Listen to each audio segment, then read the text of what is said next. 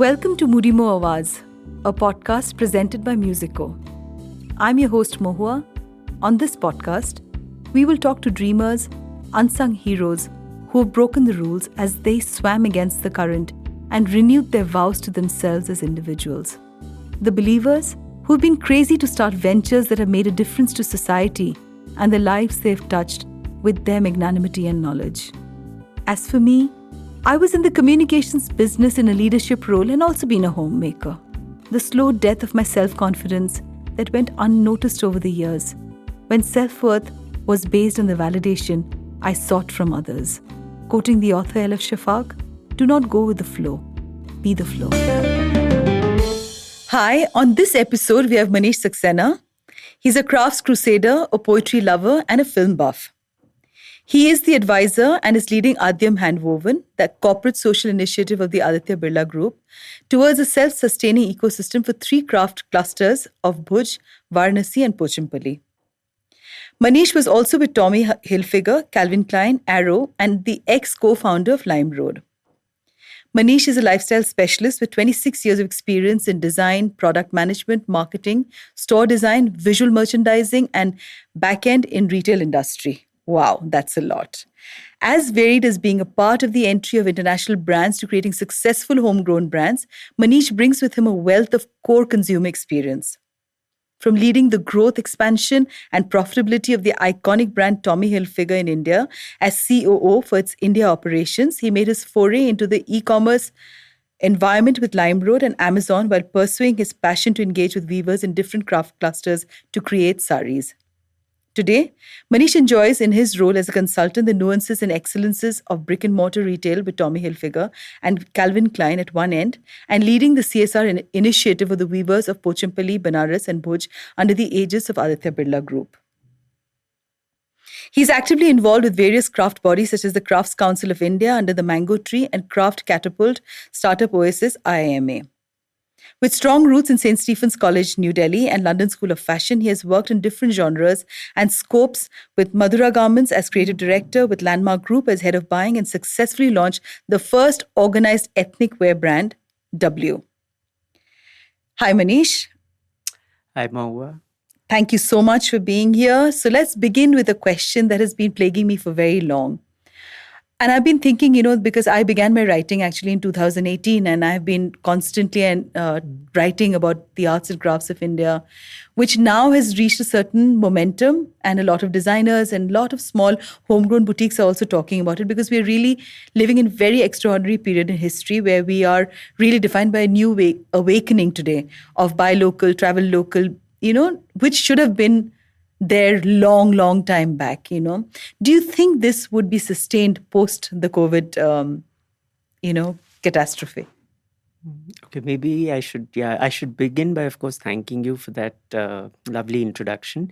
But yes, you've called me a craft crusader. Now, I'm not sure if I can still sort of say that I really can own that title. But to answer your question related to that, I think I have just forever lived with crafts around me. So it is just something which I think fortunately it came naturally to me that there was no other way of living than absorbing crafts or just finding whatever one requires in their own regular life. And that I think was a lucky phase because I think somewhere post the 80s, when I think the globalization started and a lot of international influences started to come in, I think we sort of slowly forgot to live with local. And it was something which obviously was required. It was something which the economy needed, but we could not sort of make it coexist. And that's why I think the newer generations have to rediscover and refine and sort of therefore understand the importance of craft all over again. Thankfully, a lot had already started to happen, but I think a blessing in disguise is COVID, where somewhere we've just all sort of understood the need of this, as well as something which has become, hopefully over the next 1 or 2 years, it should come back to being a normal way of living. So yeah, I'm extremely positive about this. So in a way, this has given us a great opportunity. I agree. When did the influence begin? I mean, I know you're from New Delhi and I'm from Delhi too. And, we've been exposed, to so many fairs in Delhi where you've had, the Thilonia fair that from where we used to pick up our bags and our jutis and all of that. Yeah. But who was this influence in your life, where this whole craft awakening was there? I mean, so since we both from Delhi, we understand. So for some reason, Delhi is truly a culture capital.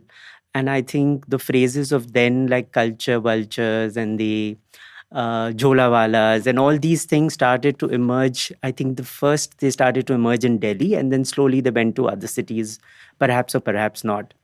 But yeah, Delhi was a great influencer in that sense, because the amount of exposure and opportunity because of the Hoskas Market, Dilli Haat, Emporias on Baba Khadak Singh Marg. I mean, one really could see art and craft thriving in and around you. And of course, this was more in the larger context, but I think I say that very often, that my closest influence obviously has been my mother. She was a professor in the university, so she would dress up every day in a sort of a nicely starched, crisp sari, and it's just something that I again saw around me. So it was never clear to me that this would become something so important in my life, but it was just an influence around me, and I think it just kept getting stronger and stronger. So yeah, like I was mentioning the other day, so there was a monthly routine of going and getting the saris charagged. So it was just all around me, and thankfully wherever she would go shopping, I don't know, out of interest or something, I would tag along. So very early in life, I started to recognize weaves and started to sort of understand that which region makes what kind of craft. So it was all very organic. And I'm thankful to that I have been able to make some sort of a career out of that as well. Yeah. So it's so interesting, when you talk about charak charana, as they say in Delhi, my mother used to do that with, because we are Bengalis and we eat rice. Mm-hmm. So when you take out the water from the rice, the mar as we call it. Yes. And then, in summers, it used to be all her cotton tangail saris that she used to put the mar in and then dry it out. And I have such vivid memory of the dry Delhi summer in which the sari used to just dry off within an hour, and it's crisp, Yeah. And then from there on, you take it to the iron guy, with his coal. And it's almost like, you time travel when you go back. True. And you're so right when you say that, the exposure that we've had in Delhi, both of us being Delhiites, okay? Yeah. There was so much pride among college students also who wore saris. And, there was this whole look of carrying that Indianness around you. True. That I find so sad that today, it dwindled for a bit. And I think now there's again another awakening. And it's amazing because young girls and boys look so handsome in a kurta and they look so beautiful in a sari. Mm. And just this whole awakening that I think is coming back is really positive. But tell me, what sari is your favorite form of drape? Because India has so many drapes, right? You have the Coog way of wearing a sari, you have the Bengali way of wearing a sari, you have the Rajrani way of wearing a sari. Which is your favorite drape? That's a really difficult question, because I think more of sari definitely as a free form. So it can be worn in a manner which the wearer chooses to. But I somehow find, and it's probably a little more conventional as an answer, but I find the Navi sari, which is the more popular form, as the most elegant. And I think it just suits all occasions. But I think what I like about sari is that it's a very high engagement garment. So you can never, though you can wear it casually also and it looks equally mesmerizing, but I think the fact that the wearer can bring in their personality by the way they wear the sari is something which I think very few other garments do. And I think that is the quality. So therefore I said that I don't know how to choose the best, but I think the wearer chooses it. So that's really how I look at it. So when you socialize, Manish, tell me, when you walk into a room and there are many women there, mm-hmm. and maybe somebody may be in a Western attire and somebody is in a sari, who would catch your attention more? No, that for sure is the sari. The Indian. It's just something which comes naturally again. Yeah. I also wanted to talk about, the weavers in our country. They're often ignored. because owing to this many traditional forms, they've all suffered so much because they've not really received the kind of funds, the kind of pricing that they should receive for the work that they do. How do you think we would be able to tackle this going forward? Because it is a very, very time consuming. It requires so much of dedication. When I've spoken to weavers across, with my writing since 2018, I've come across and spoken heart to heart conversations with weavers from Bengal, and they've told me, the way they make the black color, they take the rice and then they burn that rice to make the black color, the red color that they do from a hibiscus flower. So it's so consuming. How do you justify the pricing for this? Sure. So this is one question which I sort of always struggle with, and especially because I have chosen to make this a business as well and not just a passion. So firstly, I feel that, of course, whoever is the creator should be recognized as a creator, because I think the very language that we use, that daily wages for a weaver, is something which I don't sort of understand or agree with, because this is not about wages. It's actually similar to a painter creating a painting. So it's a very creative process. So I think the way it should be priced should be dependent on the amount of time and effort it takes, just as any other art form does. And this was truly what was practiced when, in the times of royalty, when they were the patronage for it. Now, somewhere down the line, that patronage became the rich, and then it became somebody else, and then even in between the government. But what has therefore happened is that it has all become too commercial, and the creative part is something which is completely lost over a period. Whereas the other part of me also tells me that the only way this can thrive is that if we actually have a great pricing for it. Because the minute we make it dearer, or the minute we say that it is only for the few, then automatically we are saying that therefore the craft has to be produced lesser and consumed lesser. So there is a sort of a dichotomy in this, but I just feel that what we need to change is first the mindset, look at the weaver as a creator, and then pay according to the effort that has gone in, without really making it exorbitant so that it becomes out of reach, and without really making it cheap and available. So because there is no such way, there is no such reason for it to be priced below what it should be rightfully. But it's so sad that women, people are willing to pay a huge sum for an international brand, but they're not willing to pay that for an Indian craft. And when I call you a crafts crusader, I call you a crafts crusader because every time I've met you, you've always been in an amazing, impeccable kurta that has got some hand woven work on it and something that represents a certain region of India, And I don't know how is it that we can crack this for people to start recognizing that, you look beautiful when you carry that, that bag that's with the mirror work, or something that's got Indian leather. I mean, if you go into West Bengal, I mean, so many of the tanneries are shut today, but there is a brand called Companero that is doing amazing work with the bags that they have, Yeah. And there is the Tilonia bags also. They look absolutely stunning.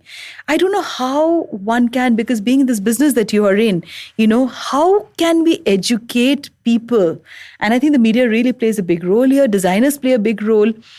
People are willing to buy a Sabya sari and make that part of the collection and have a whole lot of Instagram posts and, really go out there. But so much more is there that doesn't get endorsed. And I don't know, now that you're also with Aadyam, and I'm really hoping a whole lot of other corporates come into this whole scene, to uplift this whole space. How do you think we can bridge that? Because people are so brand conscious. And when I say brand conscious, they talk Louis Vuitton, they talk Gucci, they talk, Chanel.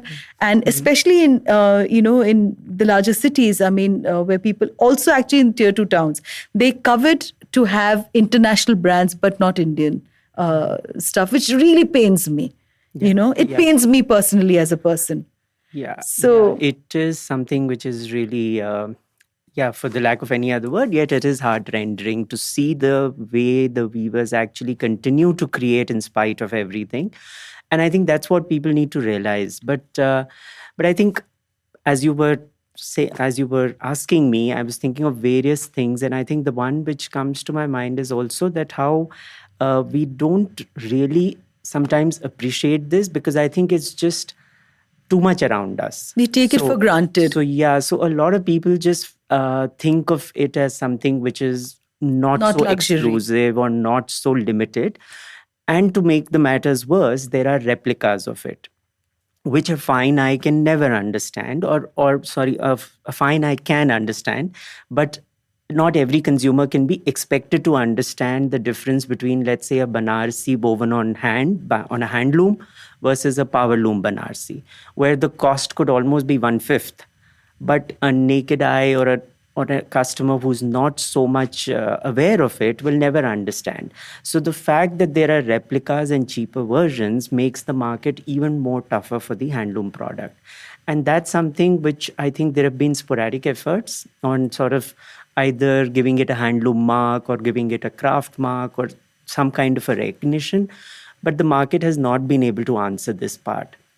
And I think which is where a lot of people, therefore, are unable to understand as to why handloom should be treated differently, should be priced differently, or should be costlier. But yes, of course, there is a vast difference. So if you ask me that a power loom Banarsi will, for me, the hand, the feel, the touch, the softness, nothing would compare to a handloom. But then I guess you need to know what a handloom is to then say that a power loom is not as good. And that's something where I think we have failed as well, because the replicas have really spoiled the market for the original as well. But in India, we're such a large country. One can't deny that there would be people who would want to wear a Banarsi and they may not be able to afford that. So replicas will continue whatsoever. Yeah, so I think the problem happens when it starts to infiltrate into spaces which are meant to be more exclusive and recognizable and something which should be more authentic. So today, unfortunately, even in government, like a cottage industries or something like a government showroom, also the replicas have started to come in. Because how sad is that? So that is where then all the lines get blurred. So you don't know. Or even, for example, another reference of Delhi, like the Delhi Heart, when it started, and it was started, I think, maybe about 30 years, 35 years back. Yes. And they used to be actually very authentic weavers who would just come and actually sell their own wares. Yeah. But over the period of time, it just kept diluting. So today you don't know that the weaver who has come there has actually made it on handloom, or has he made it on power loom? Is he passing off a mill-made version? Because they are all tuned in a manner where the customer comes in and asks for a cheaper price. So they sort of say that, okay, I should keep the cheaper product, and therefore they do keep the power loom version. And then they, on top of that, to make the customer happier, they even try to sell it as a handloom. I have had this experience in every possible store. And I don't want to name the branded stores, but I've had these really terrible conversations with the sales staff saying that, don't cheat people. Don't tell them that it's a handloom. It's okay. Sell it as a power loom, just like as you were saying. But that's where the authorities have failed. Yeah, and that consciousness has to come from the authorities. Exactly. Because if the authorities are allowing, for someone to come in and cheat the consumer, then we are talking about something that's very, very deep-rooted in our country, and you cannot break that easily. True. We can only talk about it. We cannot probably go out there and break this whole system, True. And that's why the consumer just because is unaware. Is not supposed to probably know. Correct. Yeah. You're not, because everybody's not, a connoisseur of arts and crafts. Yeah, they would love to be seen. That's fair, yeah. Yeah, they would love to be seen in they would love a Banarsi. I mean, for a Bengali wedding, the brides are always dressed in a Banarsi sari. Correct. It is never any other sari. Yeah. Traditionally, it is a traditional thing to wear a red Banarsi sari. Of course, the colors have now changed with, women opting for colors that would go with their skin tone. And it's very interesting because, when we spoke Banarsi as a child, they always said, beer shari, which is your wedding sari. But coming back, to when we talk about a whole lot of corporates who need to kind of start looking at this as a corporate social initiative, do you feel that there's still a lack and there's still lackadaisical approach for many, because many companies can take up clusters like the way Aadyam is doing, and do you feel that this is a very small segment, and or you think that people are really coming forward today to take on these clusters because they need help? The weavers need help, Yeah. So, yeah, lately I think many such initiatives have started. I think it also somewhere needs to have a manner in which the right kind of skill set also comes in, and the marrying of the corporate backing and the skill set together will sort of create better results. Because for equally successful cases, there have also been cases which have over a period of time sort of got diluted or distorted or not gone in the right direction. And I think that I personally feel it's about the kind of skill set that is employed by the corporate to take the cause further. So I think it's one is their willingness and availability of resources. The other is also the right kind of people joining hands. And I think together it does give Also good designers. results. Because, today, especially post-COVID, I'm seeing every designer talk about sustainability, talk organic, talk about, arts and crafts of India, which they did not do in the past. Correct. They did not. And it is really sad because, today suddenly when people are willing to pay and people are suddenly, there's basically it just boils down to the kind of, media coverage that you can get for sounding and looking conscious, as a designer. True. Because the weavers do not know the colors, the color schemes. So here is where people with the eye for the finer details can come in and teach them how to do. And that I think is still, it's still lacking, because it's really sad. So another of my very sort of, I would say, a passionate topic, because I do feel that, and I would say that, yes, a lot of designers many a times just sort of milk the opportunity. Yes. So they sort of try and again do the same thing, which is passing off something which may or may not be handloom or sustainable, but using the, so to say, the buzzword to create this amplification around the brand. That being one, which I think is something which really, really upsets the entire market and the equilibrium. I also feel that a lot of designers get into craft without really putting the effort to understand the craft. And I think that disservice is sometimes extremely, extremely harmful. I mean, it is something where till you don't really understand the craft, its nuances, its originality, and then when you go and do a design intervention, you actually end up distorting the craft more than actually encouraging the craft. And I have innumerable cases for that, but I think that's something which I find extremely difficult to. So whenever I interact with the weavers, I try to just let them go back to what they truly used to do rather than unnecessarily bringing in the contemporariness. I understand that the market needs contemporary, it needs to move with times, but not when it loses its authenticity. Because then you don't have anything to really identify the craft as. And that balance, I think very few designers unfortunately manage to create. So this whole design intervention has a positive and a negative, I feel. Yeah.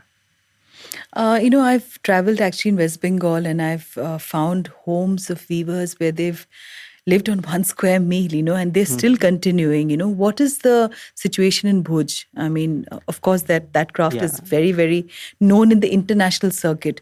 And it's so time consuming to do the mirror work that is done, Yeah. And people are not willing to pay that kind of money.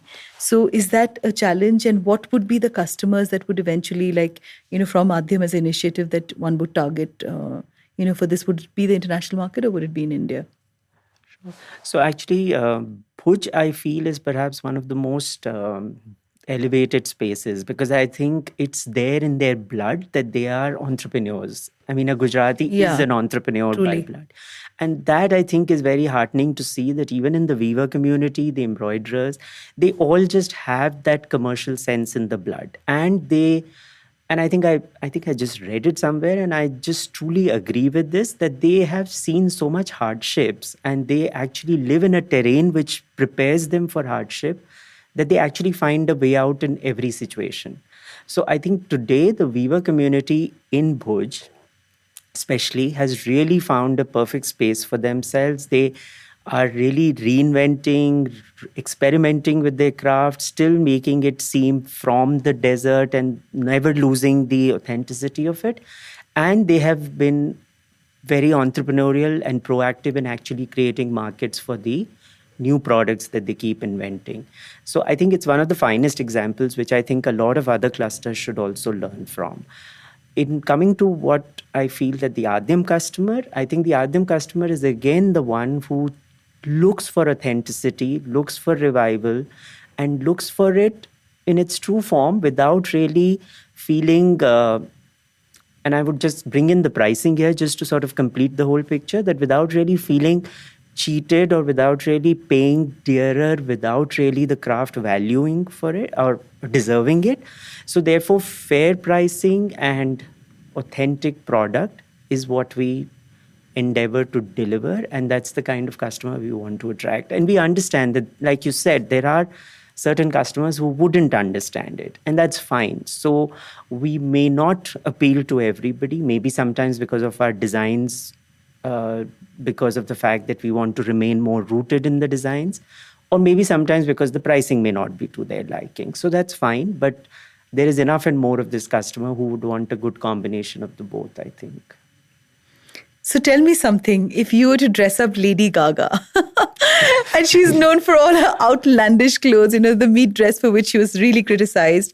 Then she went in an egg, inside an eggshell that kind of, cracked open and she came out.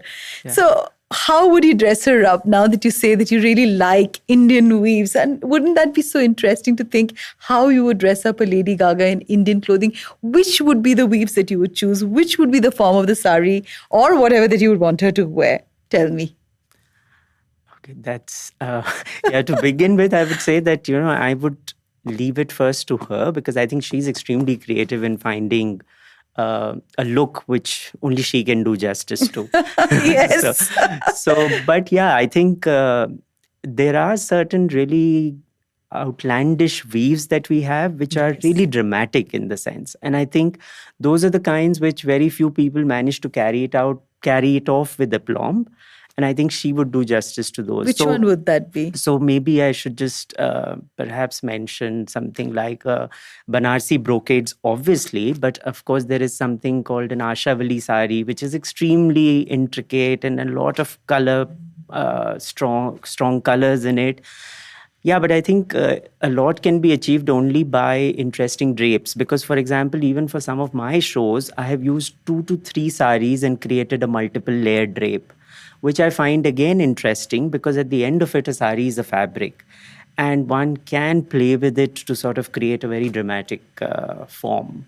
So I think the form might be more imaginative in case of Lady Gaga than actually perhaps the weave itself. I mean, that's just one What thought. Would you like to tell the youngsters of today, about Indian arts and crafts? Because I think we both come from a space where we know that they would be the ones who would be taking this forward, absolutely taking this art form forward, the young designers who are coming up now, What would you like to tell them about you and your influence? And what is it that they should keep in mind when they take this form, the texture, when you touch a sari that is soft, you feel that texture, you feel it close to your heart.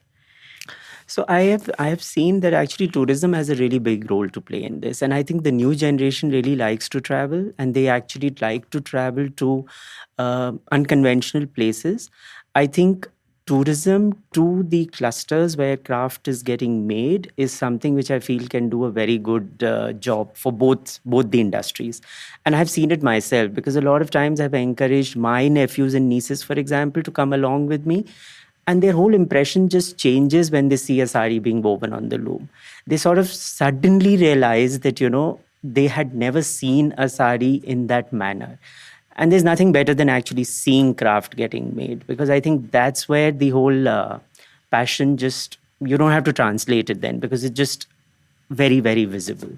So I feel that the fact that they choose to travel to unconventional places, if they actually are exposed to creation of craft, I think they would really automatically start to sort of appreciate it way more than what they do today.